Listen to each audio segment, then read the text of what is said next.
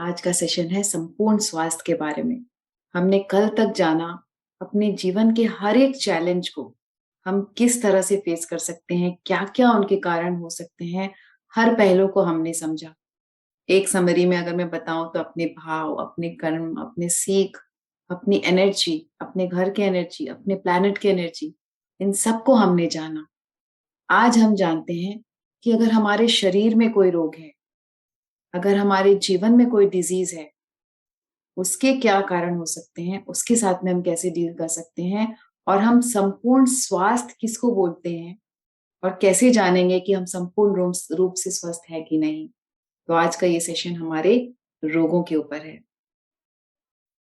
तो ये बात मैं पूरी तरह से क्लियर कर दूँ कि हम यहाँ कभी भी किसी एक रोग को लेकर हम डिस्कशन नहीं करेंगे, क्योंकि मैं कोई डॉक्टर नहीं हूँ जो हर रोग को मैं जानूँ और उसके बारे में मैं डिटेल्स बताऊँ। इसको मैं बहुत ही क्लियर कर देना चाहती हूँ, क्योंकि जब भी ये सेशन होता है, तो लोग बहुत सारी तादाद में क्वेश्चन्स पूछने लगते हैं, हर एक रोग को बारीकी से एक्सप्लेन करके। जो दोस्तों, इस बात को बहुत अच्छे से समझ लीजिए कि यहाँ हम किसी रोग को बारीकी से समझ के उसकी कोई दवाई या कोई उसका इलाज नहीं दे रहे हैं। हम एक ऐसी सिचुएशन को हम डिस्कस कर रहे हैं, जो कि एक रोग के रूप में हमारे जीवन में आया है। हम किस तरह से, क्या एटीट्यूड लेके, कैसे स्पिरिचुअली, बिना मेडिसिन से उस रोग के साथ, चाहे वो किसी भी तरह का रोग हो, हम किस तरह से उसके साथ डील कर सकते हैं, उसको हील कर सकते हैं, वो हम डिस्कस करेंगे। मेरे लाइफ का एक्सपीरियंस मैं कल शेयर करूँगी। आज मैं शेयर करूँगी कि हमारे पितामह का क्या कहना है संपूर्ण स्वास्थ्य के बारे में।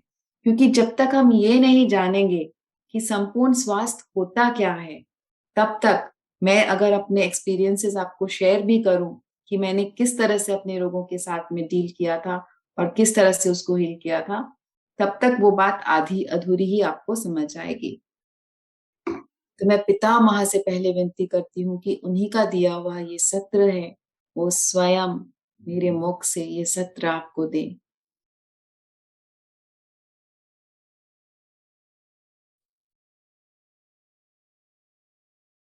तो पितामह का ये कहना है कि जो हमारी मेडिकल फ्रेटर्निटी है, मेडिकल फ्रेटर्निटी मतलब कि जब हमको कोई रोग होता है तो हम जाते हैं दवाइयाँ लेने के लिए, हम हॉस्पिटल्स जाते हैं, डॉक्टर के पास जाते हैं अपने रोग का इलाज करने के लिए। आज की डेट में ऐसा कोई घर नहीं है, जहाँ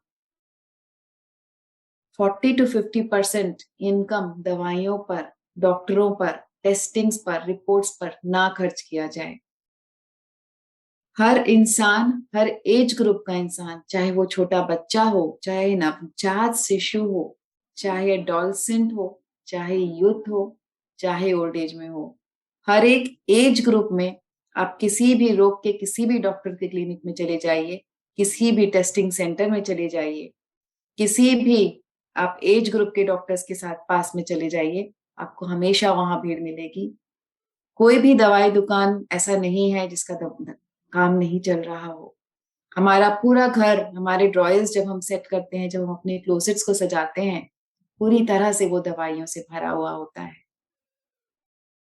लेकिन दुःख की बात ये है कि कुछ रोग जो हमारे जीवन में आते हैं, वो लास्ट तक, अंतिम साँस तक हमारे साथ रहते हैं और हम उनकी दवाइयों पर इतना निर्भर हो जाते हैं कि उनकी दवाइयों को एक बार अगर हम शुरू कर देते हैं, तो फिर जीवन भर हम छोड़ नहीं सकते, क्योंकि उनके बिना, उन दवाइयों के बिना हम संपूर्ण स्वास्थ्य को अनुभव नहीं कर पाते।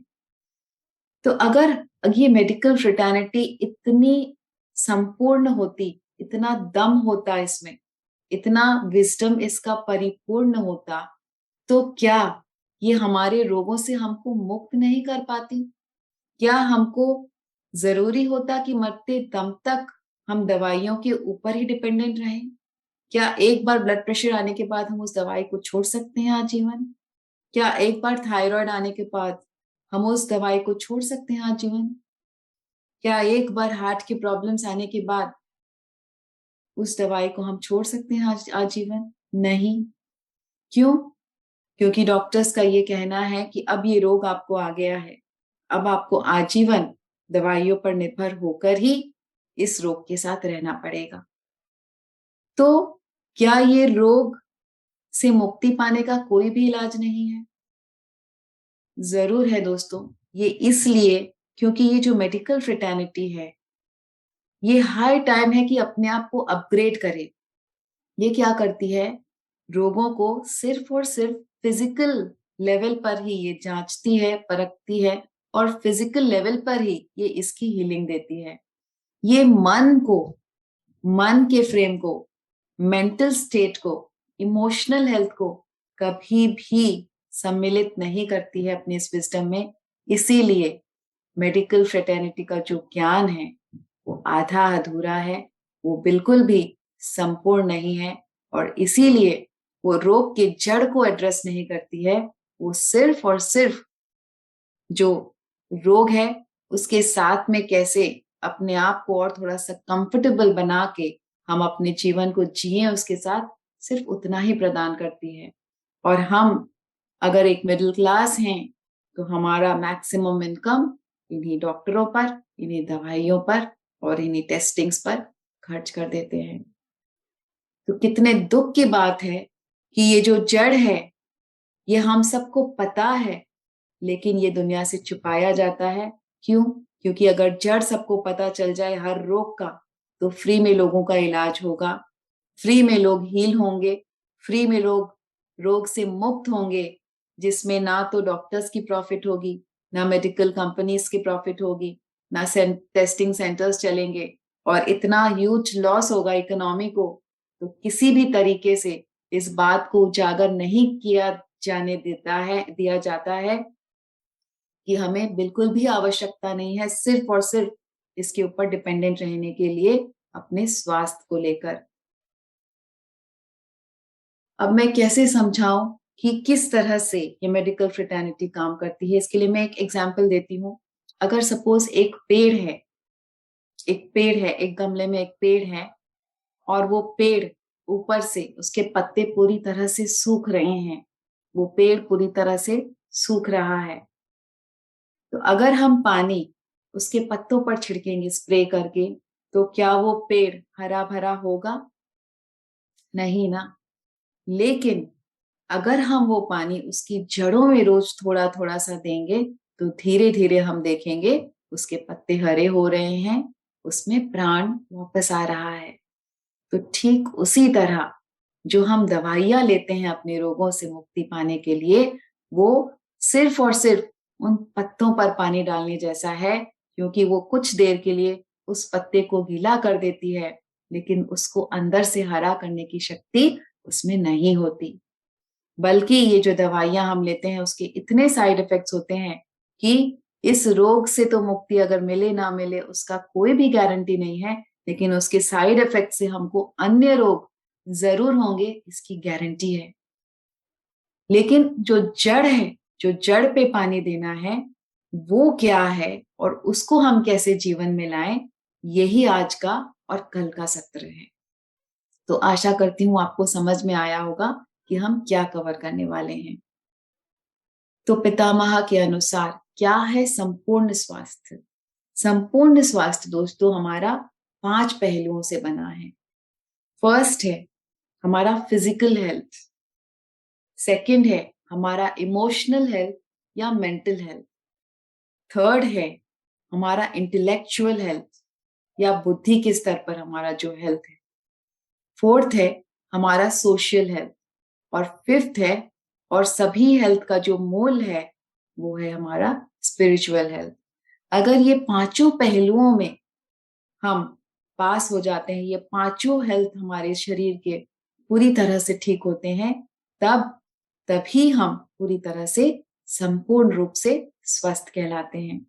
अगर इसमें से कोई भी पहलू हमारा मिसिंग है, तो हम संपूर्ण स्वास्थ्य का जीवन बिल्कुल भी व्यतीत नहीं कर पाते।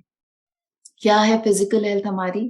फिजिकल हेल्थ से स्वस्थ रहना मतलब हमारे शरीर में कोई रोग नहीं है। हम किसी भी चीज़ की दवाइयाँ नहीं लेते हैं, हम किसी भी चीज़ से हम पीड़ित नहीं हैं, कोई भी रोग से हम पीड़ित नहीं हैं। तो हम कह सकते हैं कि हम पूरी तरह से फिजिकली स्वस्थ हैं। उसके बाद आता है हमारा इमोशनल हेल्थ या मेंटल हेल्थ। हम कैसे कह सकते हैं कि हम मेंटली पूरी तरह से हेल्दी हैं, हम इमोशनली पूरी तरह से हेल्दी हैं?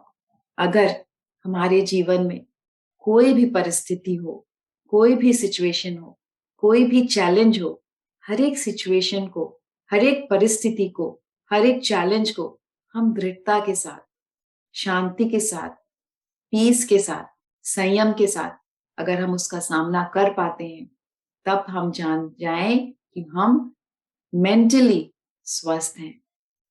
अगर किसी ने सामने से हम हमारे साथ कोई भी अपशब्द कहा या हमारे साथ कोई भी बुरा व्यवहार किया और हम तुरंत रिएक्ट कर देते हैं, हम तुरंत जवाब दे देते हैं, हम तुरंत गुस्से में आ जाते हैं, तो समझ जाइए कि हम मेंटली बिल्कुल भी स्वस्थ नहीं हैं, हम मेंटली बीमार हैं।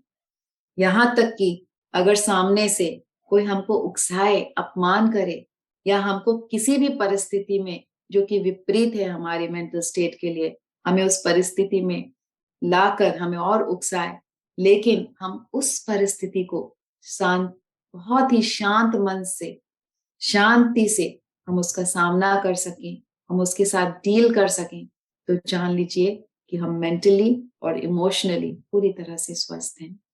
अगर हमारे जीवन में कोई भी अवसाद नहीं है, कोई भी डिप्रेशन नहीं है, अननेसेसरी की हम थॉट्स नहीं सोचते हैं, डिप्रेस नहीं रहते हैं, तो जान लीजिए कि हम मेंटली और इमोशनली पूरी तरह से हेल्दी हैं। आज तक हमें सिर्फ यही पता था कि अगर हमें डिप्रेशन नहीं है और हम पागल नहीं हैं, तो हम मेंटली स्वस्थ हैं। लेकिन इन सारी चीज़ों को जो मैंने अभी बताया, ये सारी चीज़ें अगर हमारे अंदर मौजूद है, तो ही हम पूरी तरह से मेंटली स्वस्थ हैं, वरना नहीं। क्योंकि एक नॉर्मल इंसान अगर मेंटली स्वस्थ है, इसका मतलब उसको ये ज्ञान है कि उस स्थिति में वो किस तरह से अपने आप को शांत रखे, जो उसके लिए विपरीत है।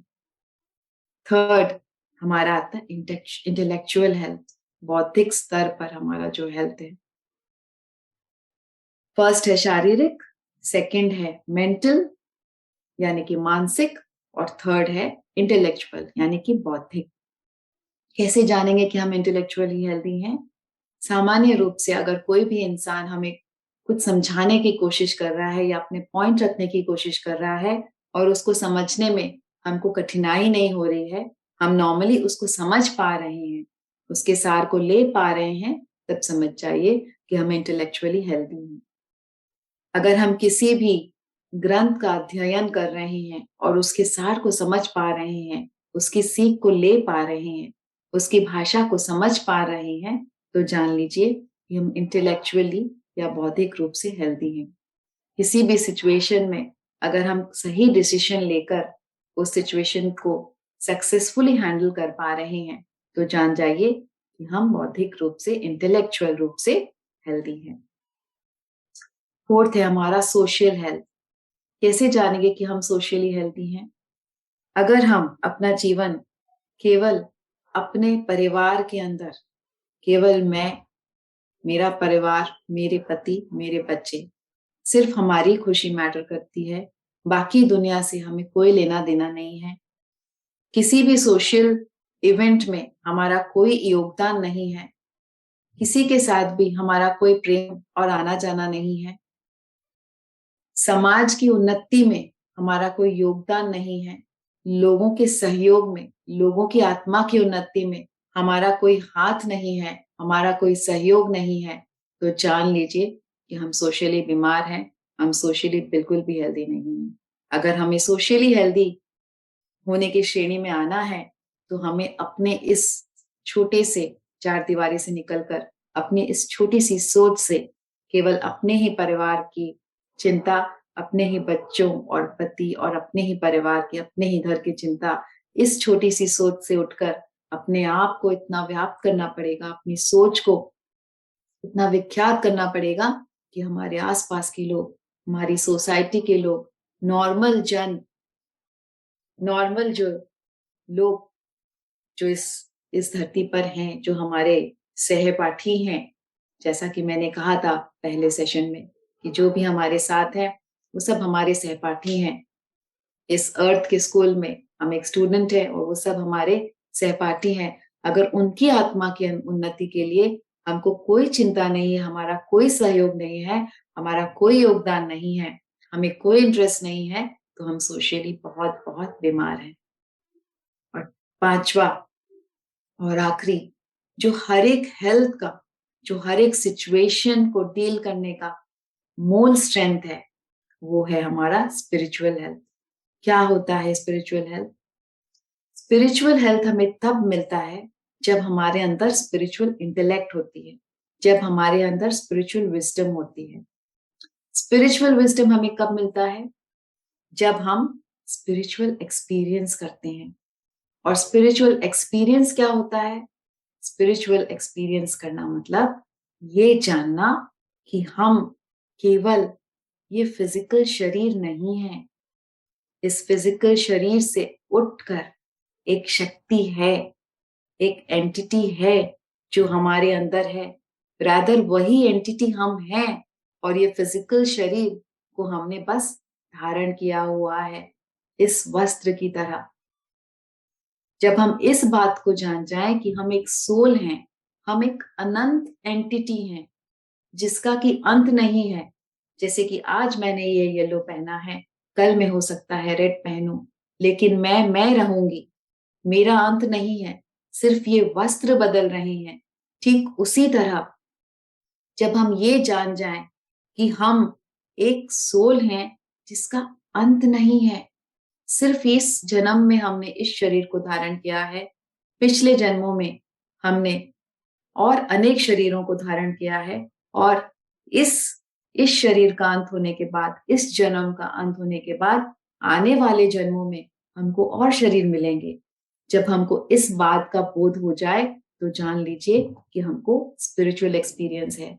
इसको कहना और सुनना तो हम हमेशा ही सुनते रहते हैं। लोग कहते हैं गीता में लिखा है हम आत्मा हैं, हम शक्तिशाली सोल हैं, सब कहते हैं। लेकिन कहना एक बात है, उसको जीना, उसको अनुभव करना एक बात है। जिस दिन इस बात को पूरी तरह से अनुभव कर लेंगे, उस दिन जीवन बदल जाएगा। क्योंकि जिस दिन इस बात को जान लेंगे कि हमसे ऊपर एक शक्ति है जो काम कर रही है, वो अल्टीमेट है।